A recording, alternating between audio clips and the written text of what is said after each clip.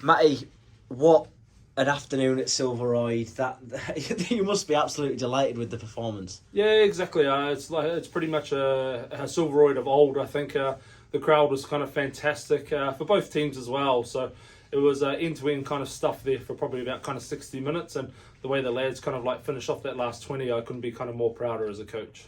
Up against the wind in the first half, trailing 12-10. I imagine you were pretty pleased with the performance. I know you lost Joel in the first half, so that'll have been a big blow.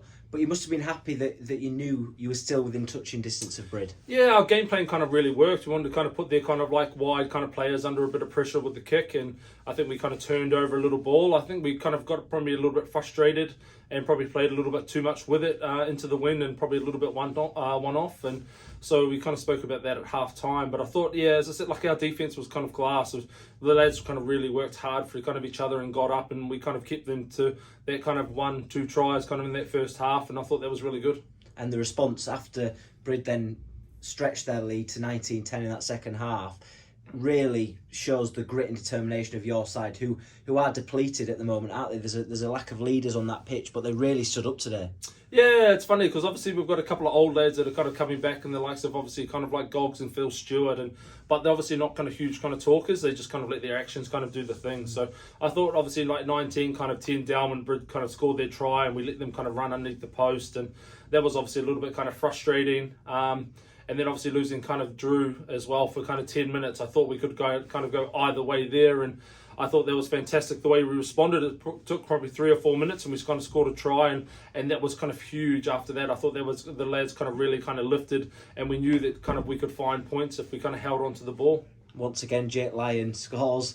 He seems to be making havoc of that, Matty, doesn't he? Just describe the feeling of when he crosses over, Phil Stewart adds the extras, and that relief, I know, with a couple of minutes to go. Yeah, I think Joe Woolley's try, I thought was fantastic. I thought, obviously, kind of like we spoke at Hollers, that they were kind of like leaving the middle a little bit open. So we wanted to try and maybe go through the middle or a couple of inside balls in that kind of second half. And Hollers obviously picked and go and gave it to Joe Woolley. And obviously this Joe Woolley's probably first 80 minutes for first team all kind of season. And obviously he was cramping up here and there. And that try I thought was obviously fantastic. And you could see by the celebration what it meant to all the lads. And obviously Jake's kind of try another kind of 5 minutes after that kind of like really kind of sealed the deal. And we knew at their kind of spot that we kind of got within kind of touching distance and we were in front, but obviously kind of any kind of thing with 2 or 3 points with Brid, they're always kind of in the game and they're always hungry. So once we got up to that kind of 9-10 point kind of lead, we knew that it wasn't safe, but we knew that we had like a little bit of kind of